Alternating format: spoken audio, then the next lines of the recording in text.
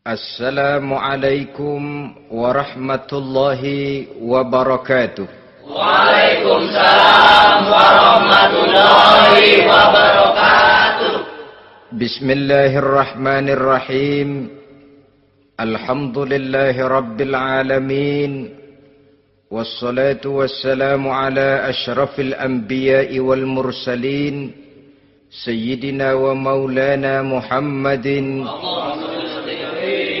wa ala alihi wa ashabihil mujahidin at-tahirin. Amma ba'du, subhanaka la ilma lana illa ma 'allamtana innaka antal alimul hakim. La hawla wa la quwwata illa billahil aliyyil azim. Saudara-saudara kaum muslimin, terutama adik-adik para remaja dan pemuda yang saya cintai. Apabila seseorang akan membangun rumah, tentu saja dia akan mengadakan beberapa pilihan. Sejak dari memilih lokasi di mana rumah itu akan didirikan, sampai kepada menentukan bahan-bahan kualitas yang akan dipakainya, sampai kemudian kepada wujud dan bentuk rumah yang akan ditinggalinya. Demikianlah bahwa untuk membangun sebuah rumah yang hanya untuk menaungi kehidupan di dunia ini, kita mengadakan berbagai macam pilihan.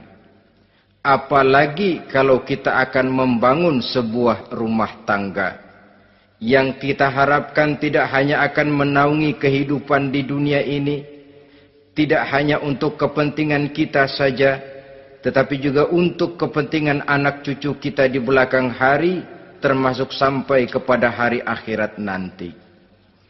Oleh karena itu, pada pertemuan kali ini, saya hanya ingin khusus berbicara kepada adik-adik remaja dan para pemuda, bagaimana sebaiknya memilih jodoh menurut ajaran agama Islam. Dalam Al-Quran, Allah subhanahu wa ta'ala menjelaskan, Zuyyina linnasi hubbus syahawati minan nisa. Bahwa manusia, apapun jenisnya, asal dia bernama manusia, dihiasi dengan perasaan cinta kepada perempuan. Jadi sejak dahulunya, secara fitrah, laki-laki senang kepada perempuan, sebagaimana perempuan pun senang kepada laki-laki. Dihiasi rasa cinta ini dalam kehidupan manusia. Dan oleh karena adanya rasa cinta, berkembanglah segala macam persoalan. Sehingga seorang ahli cinta pernah berkata, cinta adalah 5 huruf yang membuat persoalan tidak akan pernah selesai. 5 huruf yang membuat persoalan tidak akan pernah selesai-selesai. Tetapi dalam kehidupan sehari-hari sering kita saksikan bahwa cinta ini bisa mendorong, memberikan motivasi yang baik, dan cinta ini pun bisa juga memberikan dorongan yang tidak baik. Oleh karenanya, apabila cinta itu ibarat setetes embun yang jatuh di bumi yang subur, akan tumbuhlah di atasnya aneka ragam bunga-bungaan yang harum semerbak, indah, mewangi, sedap dipandang orang, menebarkan rasa aman, damai, sentosa, dan begitu selanjutnya.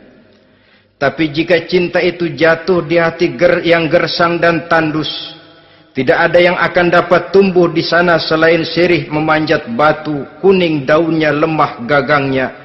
Maka cinta yang semacam itu tidak akan memberikan dorongan positif kepada seseorang di dalam kehidupannya. Maka lebih dahulu kita akan membicarakan cinta dalam artian yang positif ini, untuk nanti sampai kepada perempuan yang bagaimana yang harus kita cintai, atau laki-laki yang bagaimana yang harus dicintai oleh seorang perempuan. Saudara hadirin yang saya hormati, cinta dalam artian yang positif, pertama, dia selalu mendatangkan keindahan. Yang kedua, cinta itu memberikan energi atau semangat untuk berjuang. Dan yang ketiga, cinta itu selalu membawa resiko dalam bentuk pengorbanan. Maka cinta yang positif pertama melahirkan keindahan. Disinilah orang memerlukan filter atau saringan. Sebab keindahan yang didasarkan karena cinta itu merupakan satu keindahan yang relatif saja. Boleh jadi karena indah orang jadi cinta, boleh juga jadi karena cinta segala sesuatu terasa jadi indah. Namun bagaimanapun juga, kalau hati sudah diliputi oleh rasa cinta, segalanya akan terasa menjadi indah. Cinta itu adalah keindahan. Yang kedua, cinta itu energi, melahirkan dorongan dan semangat.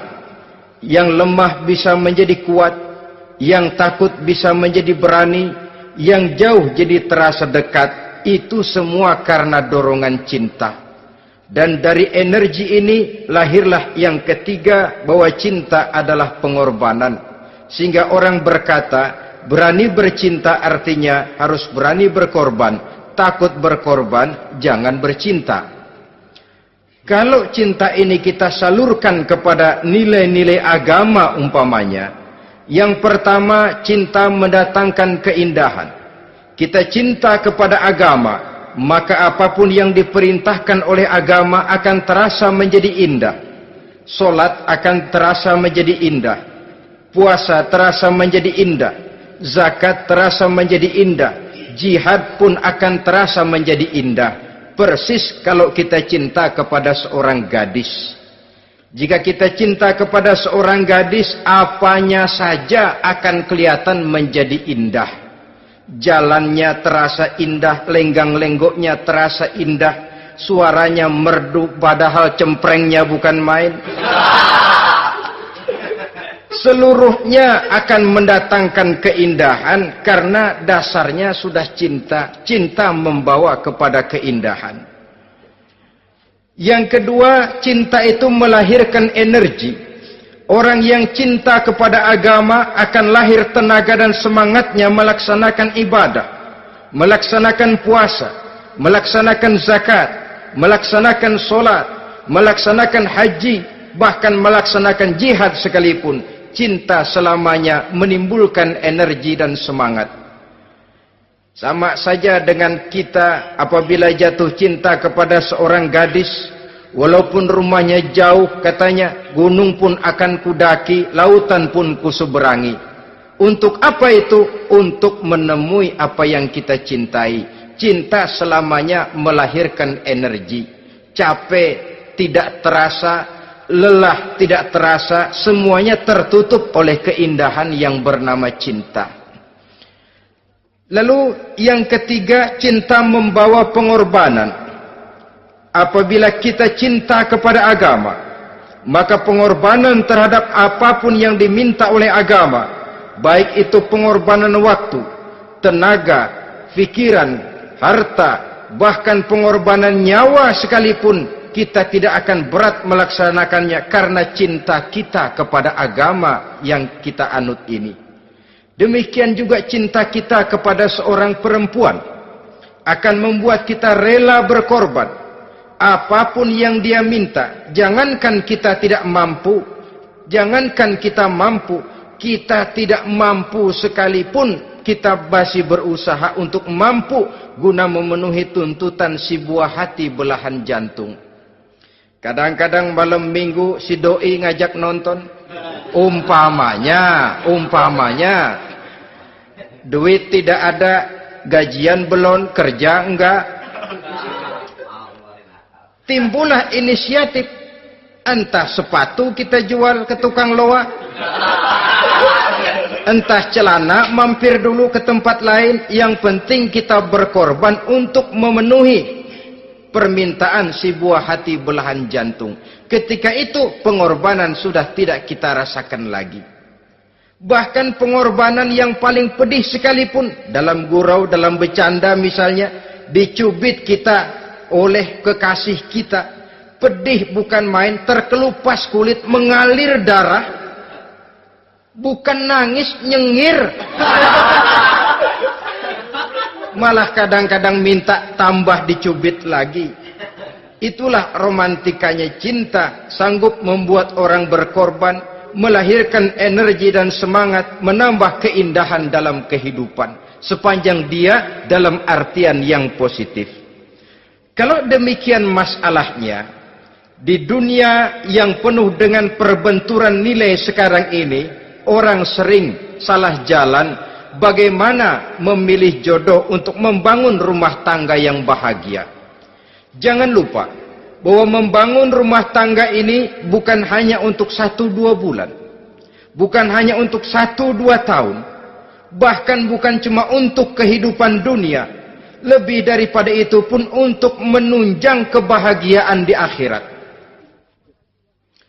Oleh karenanya, memilih jodoh bukan satu hal yang mudah, bukan satu hal yang bisa dilaksanakan sambil lalu, tetapi memerlukan penelitian, memerlukan pengamatan yang mendalam. Apa petunjuk agama tentang itu? Dengan kata lain, bagaimana seharusnya seseorang memilih jodoh dalam kehidupannya? Ini tentu saja sumbangan moral buat adik-adik remaja dan para pemuda yang lagi kebingungan memilih jodoh, atau barangkali buat bapak-bapak yang kepengen nambah lagi.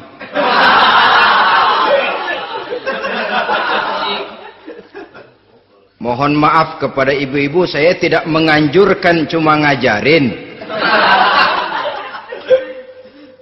Yang pertama, menurut Nabi, nikahilah perempuan itu karena rupanya, karena hartanya, karena keturunannya, dan karena agamanya. Ada 4 motif utama di sini. Pertama, memilih jodoh, lihatlah rupanya.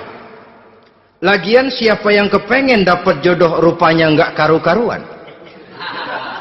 Cari rupa yang cantik, indah, dan menawan. Namun jangan lupa, saya katakan di zaman di mana sering terjadi benturan nilai seperti sekarang ini, orang sulit untuk mendapatkan keaslian. Di mana teknologi sudah sedemikian canggih, di mana ilmu kedokteran sudah sedemikian maju, maka berbagai macam rupa bisa dibentuk dengan apa yang dinamakan operasi plastik misalnya. Yang pesek bisa dibikin mancung, kuping yang kelebaran bisa dibikin sedang, pipi yang kembung sebelah bisa dibikin rata, janggut yang tidak menarik bisa dibikin bak lebah bergantung katanya. Oleh karena itu, kalau pilihan hanya tertuju kepada rupa yang cantik saja semata-mata, kita sudah melakukan satu kesalahan yang sangat besar. Sebab apa? Diperingatkan oleh Nabi melalui hadis Ibnu Majah, Bazar dan Baihaqi dari Ibnu Umar. Janganlah kamu kawini seorang perempuan karena kecantikannya, sebab kecantikan boleh jadi akan mencelakakan. Jangan juga kamu kawini perempuan karena hartanya, sebab kekayaan biasanya akan mendatangkan kesombongan. Tetapi kawinilah karena agama dan akhlaknya, karena itulah yang akan membawa kepada kebahagiaan. Saudara-saudara kaum muslimin, terutama adik-adik remaja dan para pemuda, dikala usia puber, apalagi mata baru terbuka, awal balik namanya, remaja sering kehilangan filter. Pokoknya asal ngelihat rupa yang sudah lemot, denok, geboy, pikiran pun hanyut, malam terkenang, siang terbayang, tidur tak nyenyak, makan tak enak katanya, selalu terbayang wajah si doi. Dikala itu orang kehilangan pertimbangan bahwa rupa yang cantik kadang-kadang sering menipu. Diriwayatkan oleh Imam Ibnu Abbas, satu hari ketika sedang kumpul dengan para sahabat, lewatlah orang dengan potongan potongan orang kaya. Kelihatan kan, orang kaya sama orang miskin jalannya aja lain kan? Jalannya saja, jangan gaya hidupnya, jalannya saja lain. Liwat dia. Rasul bertanya kepada seorang sahabat, menurut pendapatmu bagaimana orang yang lewat itu? Kata sahabat, oh, yang lewat ini ya Rasul, kalau dia meminang perempuan pasti diterima. Kalau dia menolong orang pasti berhasil. Kalau dia ngomong pasti didengerin. Kenapa? Orang kaya. Orang kaya ya Rasul. Kalau dia minang, perempuan mana yang kagak bisa menerima kalau dipinang oleh orang kaya? Biar mukanya udah belipet kayak dompet tanggung bulan. Kalau memang duitnya banyak, nggak kelihatan tuh muka yang belipet. Yang kelihatan duit. Kalau dia nolong orang, pasti berhasil apa yang dia tolong itu. Kalau dia ngomong, pasti didengerin orang. Walaupun omongannya biasa-biasa saja. Kenapa? Orang lihat penampilannya. Sudah, ketika orang itu lewat, beberapa lama kemudian lewat lagi seseorang yang kelihatannya miskin. Rasul tanya lagi, kalau orang ini, bagaimana pendapat kamu? Wah, potongan begini sih Rasul. Kalau dia minang, orang tolak. Siapa yang mau kawin sama kere begini? Kalau dia nolong orang, pasti nggak berhasil. Kalau dia ngomong, kagak bakalan ada yang mau dengerin. Siapa yang mau dengerin orang susah ngomong? Setelah orang itu lewat, apa kata Rasul? Orang yang terakhir, yang lewat ini, yang barusan lewat, jauh lebih baik dari yang pertama yang lewat tadi. Jauh lebih baik. Maksud dari ucapan ini, Rasul sebenarnya mendidik para sahabat jangan tertipu oleh penampilan. Sebab penampilan tidak selamanya mencerminkan keaslian.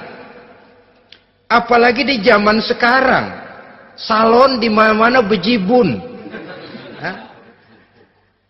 Alis mata bisa dibikin, pipi bisa dicat. Yang pinggir kuning, yang tengah merah, di sebelah merah ada yang kehitam-hitaman, persis orang kepentok tiang listrik.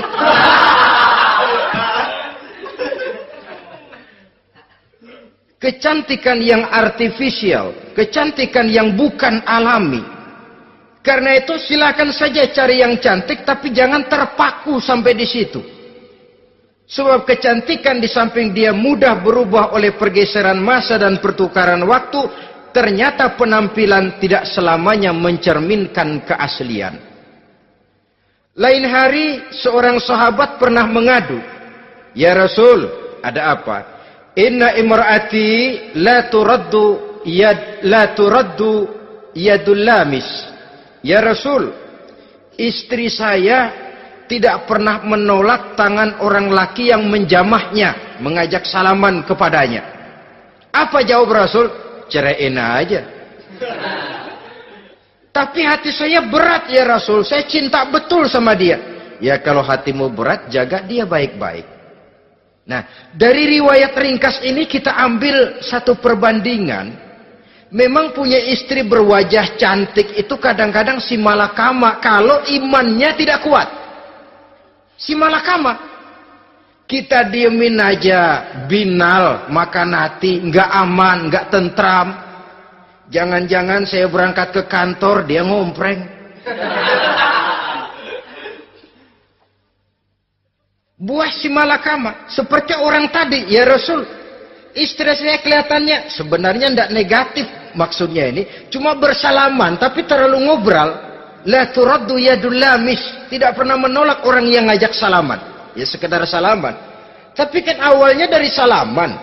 Kalau sudah salaman kan strum bisa ngederdet dari tangan situ. Kata Rasul sederhana saja. Ya kalau memang begitu ceraiin. Saya nggak kuat Rasul. Saya cinta betul sama dia. Kalau kau tak kuat berpisah dengan dia, jagalah dia baik-baik. Ajar, didik, tanamkan rasa keagamaan di dalam hatinya. Saudara-saudara kaum muslimin, jadi rupa yang cantik tanpa didasari oleh nilai-nilai agama akan membuat seorang suami di rumah tangganya seperti si malakama. Seperti berhadapan dengan buah si malakama kalau tidak diiringi dengan nilai-nilai moral yang luhur dan bekal agama yang tangguh. akan pergi jauh dari rumah rasanya tidak aman, sedangkan di rumah saja siapa yang akan mencari nafkah, dan begitu selanjutnya. Orang tadi jelas berhadapan dengan buah si malakama, didiamkan, makan hati. Sebab maaf, kalau seorang suami sudah tidak punya rasa cemburu terhadap istrinya, itu kan yang disebut dayus. Dan dayus itu jangankan masuk surga, bau surga saja dia tidak dapat. Tapi cemburu dalam artian bukan cemburu buta, cemburu dalam artian yang wajar. Dia cemburu, akan dikerasi takut kalau istrinya minta cerai, sedangkan dia cintanya sudah kadung medok bener. Si malakama jadinya. Nah, ini juga satu riwayat yang memberikan gambaran kepada kita. Pilihan, silakan cari rupa yang cantik saja. Cari yang cantik. Tapi kalau itu dijadikan motif utama tanpa dasar-dasar agama, saya khawatir nanti rumah tangga kita akan berhadapan dengan buah si malakama. Jadi adik-adik remaja, usaha, ikhtiar, cari yang cantik, yang kira-kira nggak membosenin, supaya kita betah tinggal di rumah, supaya kita merasa ada tempat berbagi rasa, ada tempat kita bernaung. Sebab kalau nyari bini sebini-bininya mah, ya jodoh di tangan Tuhan, kagak usah nyari juga ntar datang diri, umpamanya. Iya, kalau yang datang peot. Orang harus berusaha, walaupun pada akhirnya jodoh toh memang ditentukan Allah. Kan 3 hal yang kita tidak bisa menentukan itu katanya. Maut, rezeki, jodoh. Itu yang masuk mysterious problem. Problem yang misterius. Maut, misterius. Kapan kita mati, kita sendiri tidak tahu. Tahun depan, 50 tahun lagi, 100 tahun lagi, tidak pernah seorang pun diberitahu. Tapi yang pasti dia bakal datang. Kapan dan di mananya, kita tidak tahu. Bisa di rumah, bisa di masjid, ya alhamdulillah.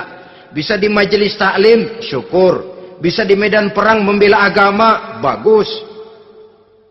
Pasti dia akan datang. Maut, mysterious problem. Sesuatu yang kita tidak tahu kapan datangnya. Rezeki, gitu juga. Sehingga orang sering bilang, rezeki katanya kayak bayangan. Kita uber-uber, dia lari. Kita diam, dia mah diam. Setengah mati kita uber-uber. Emang ukuran segitu? Segitu aja. Begitu kita nggak ngapa-ngapain, datang yang bawain rezeki. Namanya rezeki itu mysterious problem. Kadang-kadang ngobek, sungsang, sumbul, udah segala tanah orang kita ukur-ukurin. Udah segala ngomong sudah nggak ada yang loh, tuh sudah buta. Tapi memang bayangan, kalau belum rezeki ya belum. Kadang-kadang nyari kode sampai tidur di kuburan. Belepotan tanah kuburan loh. Yang aneh lagi kadang-kadang orang gila ditanyain. Allahu Akbar, ini kode-kode zaman sekarang ini. Sampai orang waras nanyain orang gila, itu gimana itu? Ini sudah efek yang betul-betul negatif. Sudah jelas orang gila kok ditanya. Apa kira-kira yang nanya nggak lebih gila dari yang gila itu?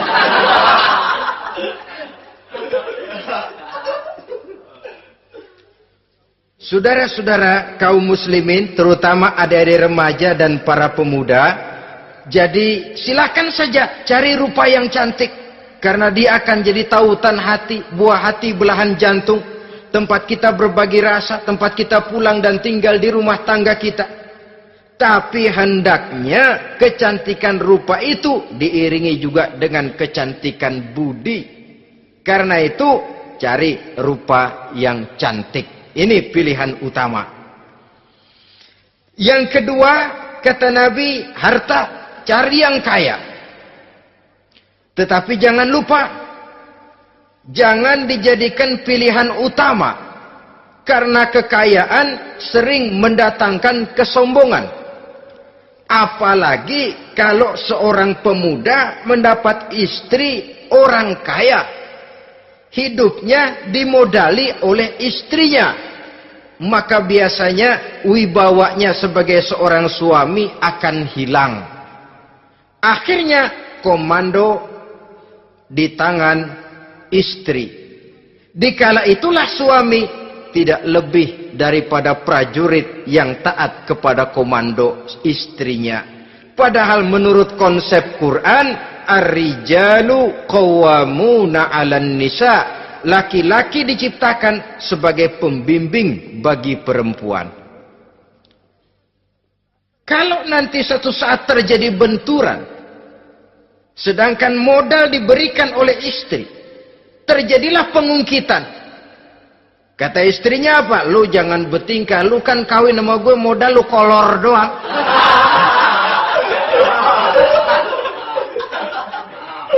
Kalau sekarang bertingkah, silakan keluar rumah. Bawa seperti engkau datang dulu. Jangan bawa apa-apa. Pergilah seperti engkau datang dulu kemari. Hilanglah wibawa seorang suami. Suami kalau udah digentak sama istri begitu, ngelempuruk kayak ayam sampar. Di mana lagi letak wibawanya? Harta sering mendatangkan kesombongan. Oleh karena itu, walaupun diperintahkan cari yang keturunan orang kaya, tapi maksudnya jangan dompleng. Sebab kepribadian seorang suami akan ditentukan oleh sifatnya sendiri. Keberadaannya ditentukan oleh karya dan perbuatannya sendiri. Itulah yang akan menampilkan kepribadian dia dalam kehidupan di masyarakat ini. Saudara-saudara kaum muslimin, terutama adik-adik remaja dan para pemuda, kan kadang-kadang di zaman sekarang kan kelas-kelas gigolo, playboy ya, nyari tante-tante kesepian, mejeng-mejeng di pinggir-pinggir jalan dengan harapan apa? Ya barter lah, tukar tambah. Nah, supaya dapat rokok, dibelikan pakaian, motor dan sebagainya. Tapi yang jelas hilang harga diri sebagai laki-laki, dan itu yang paling mahal. Kalau seorang laki-laki sudah kehilangan harga diri, apalagi yang bisa dibanggakan dalam kehidupan ini? Apa artinya naik mobil kalau kepala tertunduk ke bawah? Apa artinya jalan di tengah masyarakat kalau kita tidak bisa menengadah dengan satu kebanggaan? Hilangnya harga diri merupakan kehancuran awal dari sebuah pribadi yang untuk jangka panjang kita tidak akan bisa lagi berbuat banyak. Tanpa harta orang memang sulit untuk bahagia. Tapi harta semata-mata bukan merupakan jaminan bahwa orang lantas akan bahagia. Saya barangkali harus berkata, banyak orang miskin yang kaya. Tapi tidak sedikit orang kaya yang miskin. Saya ulangi ini. Banyak orang miskin yang kaya. Tetapi tidak sedikit orang kaya yang miskin. Nah, bagaimana pengertiannya? Orang miskin yang kaya, materinya sederhana, peralatan rumah tangganya sederhana, tapi hatinya kaya. Oleh karena hatinya kaya, jiwanya lapang. Sebaliknya, orang kaya yang miskin, di tengah kelimpahan materi yang berlimpah, segalanya serba ada, hatinya yang miskin. Kelimpahan materi tidak akan sanggup mengobati kemiskinan hatinya. Sehingga di tengah kehidupan yang serba ada, dia masih merasa kurang, maka dia tidak pernah cukup. Di tengah kemilauan dan gemerlapan serta glamornya rumah mewah, dia merasa hidup di tengah gurun pasir yang gersang dan tandus. Karena itu, biarlah miskin harta tapi kaya budi, daripada kaya harta tapi miskin budi. Lebih utama lagi, kaya harta, kaya budi. Itu idealnya. Dasar pilihan ketiga, sesudah rupa dan harta, menurut Nabi, keluarga. Faktor keturunan sangat menentukan. Pepatah mengatakan, buah apel akan jatuh tidak terlalu jauh dari pohonnya. Biasanya kalau bapak kalong, anak kampret. Bapak nyolong, anak nyopet. Itu fotokopi. Saudara-saudara, sungguh pun demikian, faktor keluarga bukan merupakan yang paling dominan. Karena segalanya memang bergantung kepada hidayah dari Allah Subhanahu wa ta'ala. Kalau hidayah datang, bisa saja anak maling bisa jadi kiai. Kalau hidayah datang, bisa saja anak nabi malah ikut bersama orang-orang kafir. Pada akhirnya orang mau besar atau tidak, bukan dengan jalan menyempeng kepada keturunan orang lain, tapi ditentukan oleh kepribadian dirinya sendiri. Tidak bisa kita menjadi besar dengan menyebut kebesaran orang lain. Itu sebabnya dicontohkan oleh Imam Ali pada saat beliau berkata, "Laisal fata may yaqulu kana abi, walakinnal fata may yaquluha anadha." Anak muda yang gentleman adalah anak muda yang berani berkata, "Inilah saya." Bukan anak muda yang membanggakan leluhurnya. Ini kan zaman sekarang ini lagi ngetop-ngetopnya lagu-lagu cengeng katanya dah. Sebenarnya menurut saya bukan cuma lagu cengeng yang jadi masalah. Lagu cengeng cuma satu efek dari sikap yang lebih utama dari itu, yaitu mental cengeng. Kalau mental sudah cengeng, apapun yang kita lakukan akan jadi cengeng. Tidak cuma lagu, kebudayaan yang lahir akan kebudayaan cengeng. Jadi pengusaha cengeng. Jadi pejabat cengeng. Jadi kiai cengeng. Kenapa? Mental cengeng. Di antara mental cengeng itu apa? Mengandalkan fasilitas atasan. Kalau tidak ada fasilitas dari atas, lantas tidak bisa berbuat apa-apa. Cengeng. Menjadi besar bukan karena karier pribadi, tapi karena nasib katrolan. Itu pun termasuk mental cengeng. Sedikit gagal, bagaimana sedikit jalan buntu, sedikit deadlock, lu ngapain lu melulu? Saudara hadirin yang saya hormati, jadi lebih penting dari sekedar lagu-lagu cengeng, saya malah lebih suka bicara mental cengeng ini. Mental yang cepat putus asa. Mental yang tidak mau mengeluarkan usaha maksimal. Mental yang hanya mengandalkan fasilitas. Sedangkan pribadinya tidak lebih daripada pribadi sumuhun dawuh. Pribadi kulo nuwun. Pribadi kumaha juragan wae. Pribadi oke bos. Pribadi asal bapak senang. Bukankah itu semua merupakan cermin dari mental-mental yang cengeng, yang untuk jangka panjang tidak akan pernah menguntungkan daripada pembangunan bangsa dan negara yang kita cintai ini.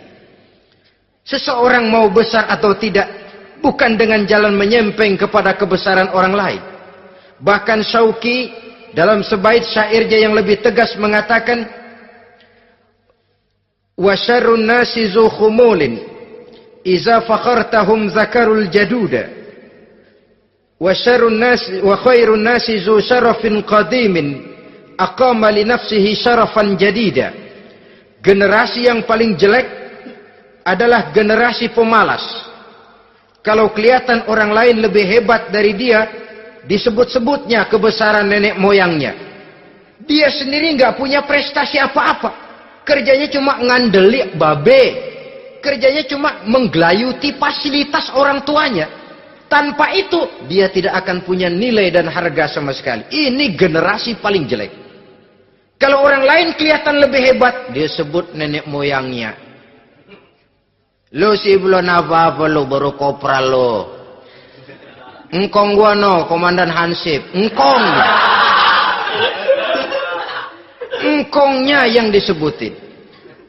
Dia sendiri tidak punya prestasi apa-apa. Jadi silahkan saja cari gadis dari keturunan keluarga yang baik-baik. Tapi jangan jadikan tendensi utama, jangan dengan niat untuk menyempeng kepada kebesarannya.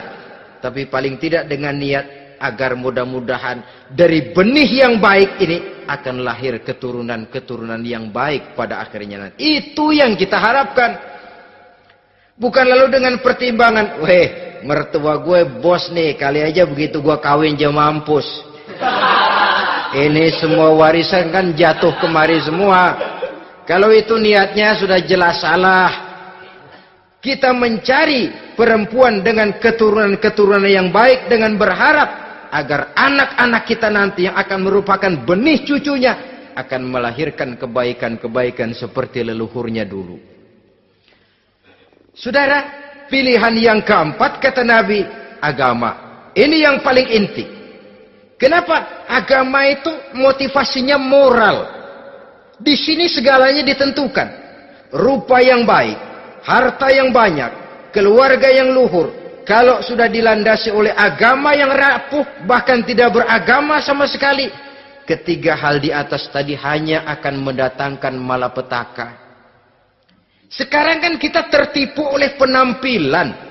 Padahal penampilan belum tentu kenyataan.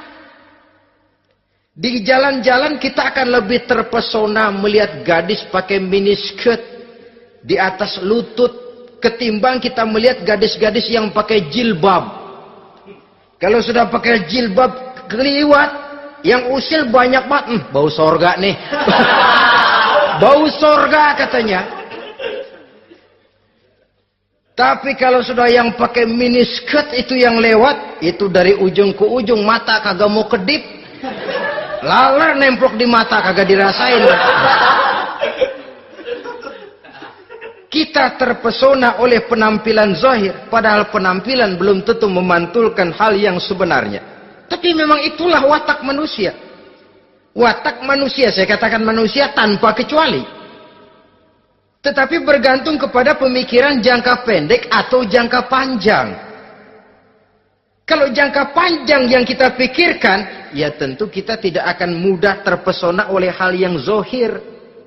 Sampai-sampai Quran sendiri mengatakan budak yang hitam legam tapi beriman itu lebih baik daripada orang-orang musyrik walaupun cantik, denok, lemot, geboy. Ada lagi nggak bahasa yang lebih dari itu? Cantik, denok, lemot, geboy, bahenol, nerkom. Tapi kafir masih lebih baik budak yang hitam legam sekalipun. Kalau dia beriman. Kenapa? Rumah tangga untuk jangka panjang. Sebab itu Islam tidak membolehkan kawin campuran dengan lain agama. Walaupun ada ayat yang mengatakan boleh kawin dengan ahlul kitab. Tapi sebagian mufassir menjelaskan bolehnya kawin dengan ahlul kitab itu dalam kondisi darurat. Dalam kondisi normal tidak bisa. Kenapa? Kalau sudah berlainan agama, akan terjadi kerancuan rumah tangga untuk jangka panjang. Bagaimana membina dalam keharmonisan di rumah tangga? Bagaimana nasib anak-anak nanti? Kadang-kadang ada keluarga, kami sih keluarga modern. Anak-anak kami berikan kebebasan untuk milih agama apa saja. Bapaknya Islam, istrinya Kristen, anaknya ada yang Hindu, Buddha. Bagus nih, keluarga pecel namanya. Bagaimana keluarga modern bisa seperti itu? Padahal seorang suami bertanggung jawab di hadapan Allah. Dia akan ditanya tentang istrinya. Dia akan dimintakan pertanggungan jawab tentang anak-anaknya. Kalau istri kita berlainan agama, mungkin terjadi pengkaplingan. Pokoknya kalau anak perempuan ikut ibu, anak laki ikut bapak. Administrasi dunia bisa begitu. Tapi akhirat, pertanggungan jawab di hadapan Allah. Bisakah kita? Sorry aja Tuhan emang janjinya begini.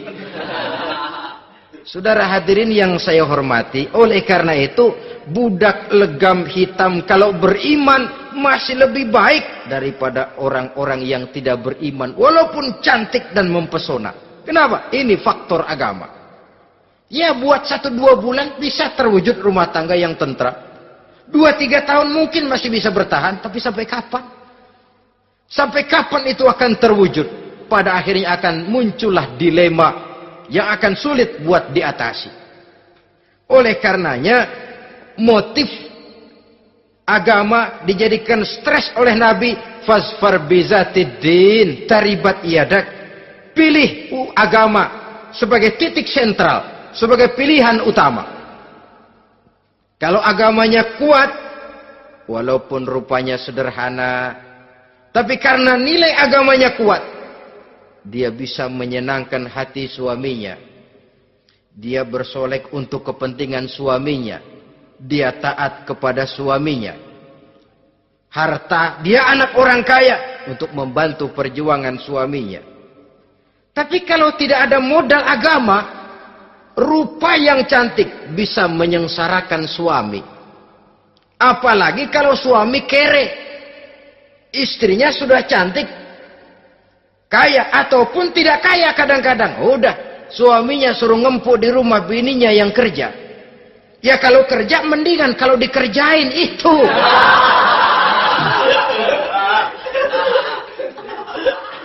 Itu yang repot. Saudara hadirin yang saya hormati, dan ini bukan 1-2 kasus. Alangkah malangnya kalau sudah terkena hal seperti itu. Akhirnya seperti pengaduan sahabat kepada Rasul tadi. Mau diceraiin, cinta saya udah medok benar Rasul. Enggak diceraiin, hati saya ngebet, pegel. Si malakama akhirnya. Jadi oleh karenanya agama. Kalau dia cantik, walaupun miskin, agamanya kuat, dia bisa memelihara kehormatan diri. Dia kaya, agamanya kuat, hartanya disalurkan di jalan Allah. Karena itu, agama jadikan pilihan utama. Dan ukuran agama itu bukan cuma jilbab loh. Ya kadang-kadang ada juga yang jilbabnya nggak pernah lepas, tapi kadang-kadang akhlaknya lebih binal dari yang kribo. Ada, cuma sekedar kamuflase saja, itu pun penampilan. Sekedar penampilan saja. Cuma dari segi aurat ya memang lebih baik dan lebih utama. Dan saya kira lebih mengundang penasaran toh. Duren kalau udah dibuka kan kelihatan isinya. Emang udah begitu. Udah. Tapi kalau masih rapat, itu yang rasanya kita pengen buka. Timbul tantangan. Gue pengen tahu isinya. Rasanya juga begitu. Sama saja dengan baju. Kalau dibungkus rapat di plastik, ditaruh di etalase. Adanya di toko mau serba ada. Tahu kita barang mahal nih. Biar punya duit, kita mau nawar ragu-ragu, takut nggak cukup. Tapi kalau barang sudah dibuka di jalanan, diobral di pinggir jalan, murahan, 1.003 masih dicampur odol. Yang begitu sih biar nggak punya duit, kita berani banget tanya, nawar, megang lagi nyemek. Berduit nih bang. Kenapa? Barang sudah terbuka. Jadi saudara-saudara, syukur kalau keempat-empatnya ini jodoh terkumpul dalam jodoh yang saudara cari. Sudah rupanya cantik, kaya, keturunan orang baik-baik, agamanya kuat. Nah, surga dunia tuh. Yang begitu cari. Kalau ada yang begitu, saya juga mau nambahin satu lagi.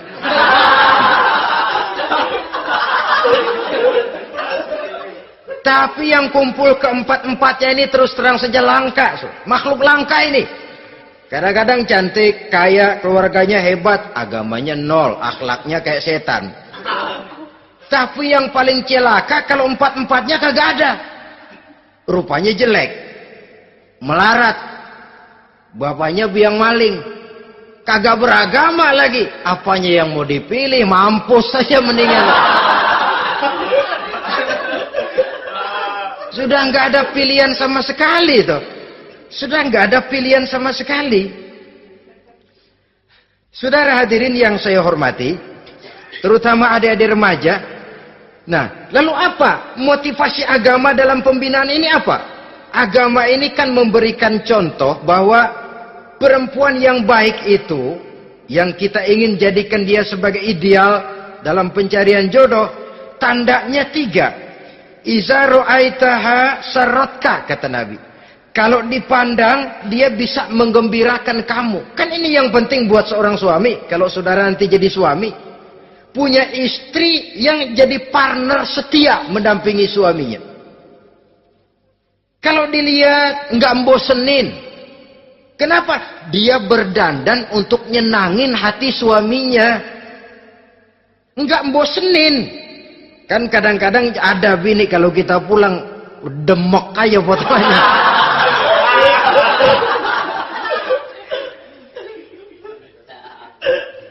Ini yang bikin suami nggak betah di rumah ini kan yang begini.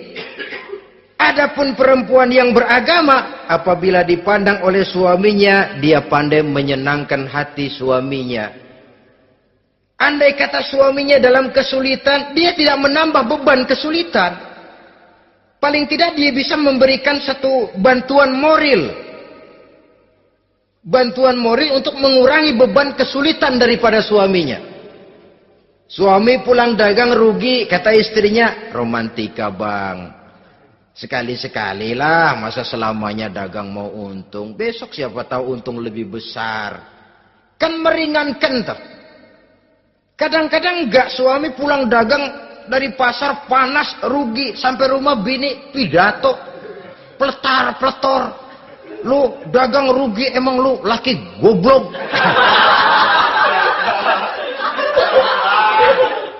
Sudahlah di pasar rugi, di rumah digoblok-goblokin. Ini nanti kena penyakit broken home yang begini ini. Padahal kesuksesan di kantor, kesuksesan di pasar, kesuksesan di medan tugas selalu dimulai dari kesuksesan dan ketenangan dari rumah tangga. Dia berhias untuk kepentingan suaminya, tidak terlalu berlebihan, dan suaminya pun pandai menghargai istrinya dengan kata-kata yang menimbulkan gairah dan semangat. Oleh istrinya bersorak, kamu makin cantik saja.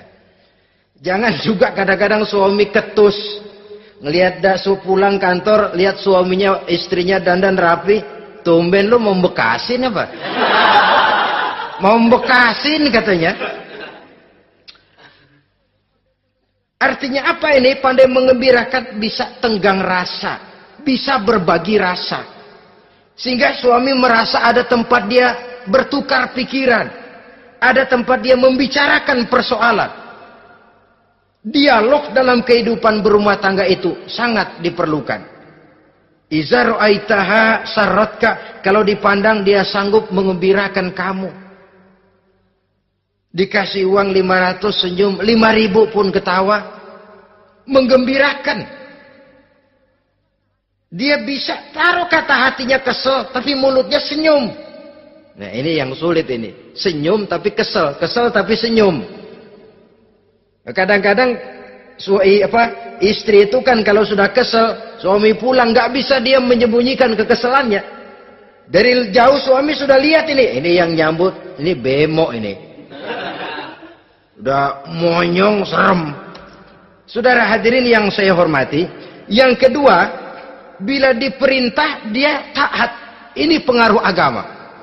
Sehingga Nabi mengatakan, "Lau amartu li ahadin ayyasjuda ila ghairiha, la amartul mas'ada la amartul mar'ata litasjuda ila zawjiha likibari haqqihi 'alaiha."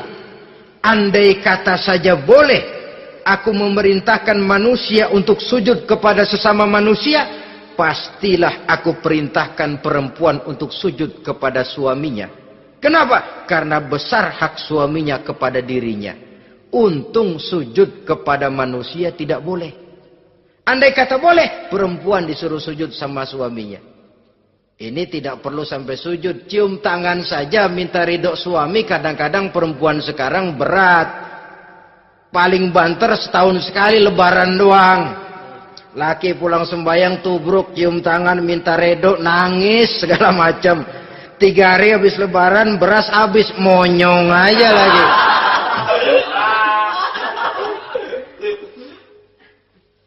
Saudara hadirin yang saya hormati, yang ketiga, akibat pengaruh agama, dia sanggup memelihara kehormatan diri dan sanggup menjaga harta suaminya. Memelihara kehormatan diri baik pada saat suaminya di rumah atau pada saat suaminya tidak ada di rumah. Satu riwayat, seorang sahabat akan pergi perang jihad di fi sabilillah. Ketika mau berangkat dia bilang kepada istrinya, saya mau berangkat perang. Kalau saya belum pulang kamu jangan keluar rumah. Baik bang. Pergi istrinya, pergi suaminya jihad. 1 minggu, 2 minggu berlalu, belum juga pulang. Satu hari datang utusan dari rumah orang tua si istri ini. Assalamualaikum bu. Waalaikumsalam. Ada apa? Ada berita kurang enak bu. Orang tua ibu sakit parah. Mohon tolong ditengokin. Apa kata si istri? Maaf saja, suami saya belum pulang dari medan perang. Saya belum dapat izin keluar rumah kalau dia belum pulang. Tolong sampaikan maaf saya kepada orang tuanya. Pulanglah utusan tadi. Besok balik lagi. Bu, ada apa? Udah Senin Kemis. Napasnya sudah sampai tenggorokan. Tolong tengokin buat terakhir kalinya bu. Suami saya belum pulang. Dia pesan kalau dia belum pulang saya jangan keluar rumah. Saya nggak bisa tengokin orang tua saya. Salam maaf saja. Pulang utusan itu. Besok balik lagi. Bagaimana? Sudah meninggal bu. Mau dikubur. Tengokinlah buat terakhir kalinya. Suami saya belum pulang. Saya belum berani keluar rumah kalau suami saya belum pulang. Itu janji saya sama suami saya. Pulanglah utusan ini ngadu kepada Rasulullah sallallahu alaihi wasallam. Ya Rasul, ini perempuan kelewatan benar. Dari orang tuanya sakit sampai sekarat, sampai mati, sampai dikuburin dia nggak nengokin. Memangnya kenapa? Suaminya katanya pergi jihad dan suaminya tidak mengizinkan dia keluar rumah kalau si suami belum pulang. Apa jawab Rasul? Marahkah beliau? Tidak, beliau senyum. Apa katanya? Dosa orang tua yang meninggal ini telah diampuni oleh Allah karena dia punya anak perempuan yang begitu taat kepada suaminya. Allahu Akbar. Dosa orang tua yang sudah meninggal itu diampuni oleh Allah karena dia punya anak perempuan yang begitu taat kepada suaminya. Ketaatannya kepada suaminya menyebabkan dosa orang tuanya diampuni oleh Allah Subhanahu wa taala. Suami pergi jihad, orang tua sakit keras, tidak berani dia keluar rumah. Itu tandanya bisa menjaga kehormatan diri. Kalaupun satu saat suaminya manggil, bu, tolong ambilin uang di dompet. Dompetnya dibawa, bang, ambil saja sendirilah, nanti salah ambil lagi saya. Kadang-kadang enggak, suaminya pergi mandi, dompet berantakan. Saudara hadirin yang saya hormati, ini motivasi agama.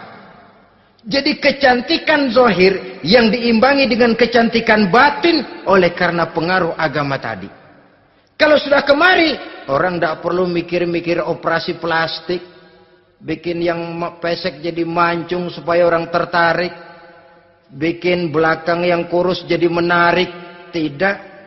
Orang tidak perlu lagi pakai susuk-susukan. Dipasang di bibir supaya kalau senyum orang gempor. Supaya kalau ngomong orang percaya. Dipakai di kuping supaya macam-macam. Tidak perlu lagi.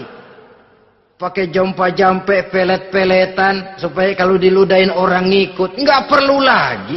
Kenapa? Cinta itu nature. Sesuatu yang alamiah, yang tidak bisa dipaksakan. Dia kudrati, karunia dari Allah. Tidak bisa cinta dipaksakan. Kalaupun bisa, dengan ilmu pelet, oh saudara bisa membuat orang jatuh cinta. Ya 2-3 hari, 4-50 hari. Kesananya, apa yang akan terjadi? Kelanggengan tidak akan pernah terwujudkan. Kenapa? Keterpaksaan yang akan timbul. Dalam kondisi semacam itu, rumah tangga tidak akan mengalami ketenangan dan ketentraman. Jadi biarkan cinta berjalan secara alamiah, karena dia memang alamiah. Saudara-saudara, nah sekarang kalau sudah ketemu nih, yang 4 tadi, rupa cantik, keturunan boleh, kaya lumayan, agama kuat. Apa yang harus kita cari? Apa yang harus kita lakukan? Apa pakai pepatah anak sekarang? Aku lihat, aku pikat, aku dapat, aku sikat, aku minggat. Bangsat.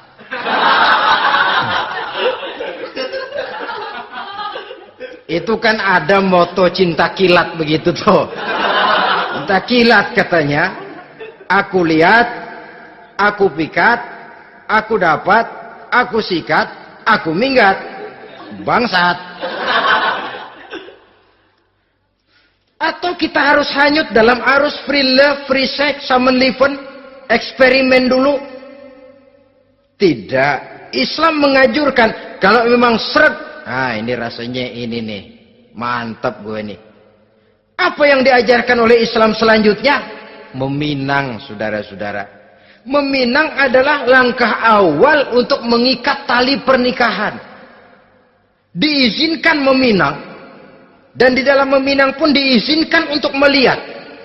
Cuma kalau boleh, ya syaratnya itu waktu melihat itu jangan sampai ketahuan si perempuan yang akan kita pinang itu. Untuk apa kita meminang? Pertama untuk yakin bahwa perempuan yang kita inginkan ini sudah kumpul syaratnya itu, tidak ada cacatnya. Yang kedua, untuk memperkuat tekad hidup berumah tangga, diperlukan meminang. Adapun adat itu berbeda. Tapi bahwa konsep meminang itu dalam Islam ada, itu jelas. Ya kalau mesti bawa pisang raja, pakai roti buaya, pakai martabak segede ban mobil truk segala macam, itu adat saja, ya. Tapi yang real meminang itu ada dalam Islam. Nah, bagaimana adab meminang? Setelah kita tahu anak ini cantiknya ya, keturunan baik, ya kekayaannya lumayan, agamanya kuat, pinanglah dia. Caranya boleh lihat langsung. Lihat langsung kalau bisa tanpa setahu si perempuan. Dan batas yang boleh dilihat itu muka dan tangan. Itu saja. Jadi jangan gerusak. Minta permisi Pak, saya mau ngelihat anak bapak seutuhnya. Soalnya buat saya ini nanti. Apanya aja dibedolin, jangan. Kira-kira yang boleh itu muka sama tangan. Andai kata kita risih, sebab nanti kalau nggak jadi akan jadi timbul rasa malu dan si perempuan juga kasihan. Boleh mengutus perempuan yang kita percaya. Coba kau ke sana, lihat kondisinya yang sebenarnya bagaimana. Kalau ngelihat dari jauh sih utuh, siapa tahu nanti tangannya kurang sebelah. Coba lihat sana. Saudara-saudara, kemudian boleh juga ditanyakan kepada orang tuanya. Dan dalam hal ini orang tua si gadis tidak boleh menyembunyikan aib atau cacat yang dimiliki oleh anaknya. Dia harus menceritakan apa adanya. Sampai pun kekurangan anaknya yang paling kecil sekalipun. Sebab apa? Jangan sampai istilah pepatah beli kucing dalam karung. Kedengeran suaranya doang meong-meong, begitu dibuka tuh kucing gempor sebelah kakinya nggak ada. Kan tentu kita tidak kepengen kecewa di belakang hari. Itulah perlunya meminang sebagai jembatan untuk menuju kepada pernikahan. Nah, dengan demikian kalau sudah usaha meminang ini dilaksanakan, jangan merasa sudah setengah resmi. Ini yang kadang-kadang jadi penyakit. Malah sesudah meminang harus masing-masing lebih menjaga diri, menjaga kehormatan, menjaga pergaulan. Kenapa? Agar saat memasuki jenjang pernikahan nanti merupakan jenjang yang sangat ditunggu-tunggu. Ada rasa keinginan tahu. Kalau tidak, ya udah biasa, nggak giroh lagi ngadepin perkawinan. Kenapa? Kemarin-kemarin gue udah cobain. Hilang gairah lagi. Sebab itu kalau sudah meminang, jangan merasa sudah setengah halal. Ah, udah minang ini Kadang-kadang orang tua juga konyol. Sudah dipinang, diumbar. Lu mau kemana keda lu udah pinang? Padahal meminang itu cuma langkah awal. Sedangkan selanjutnya harus lebih berusaha menjaga kehormatan diri. Sampai pada saat nanti pelaksanaan pernikahan. Nah, saudara-saudara, terutama adik-adik remaja dan para pemuda, walaupun agak sekilas memang karena terbatasnya waktu pada pertemuan ini, mudah-mudahan bisa memberikan gambaran yang sepintas tentang bagaimana sebaiknya kita memilih jodoh di dalam membina rumah tangga yang bahagia. Semoga ada manfaatnya. Terima kasih atas segala perhatian. Mohon maaf atas segala kekurangan. Usikum wa nafsi bitaqwallah. Wassalamualaikum warahmatullahi wabarakatuh.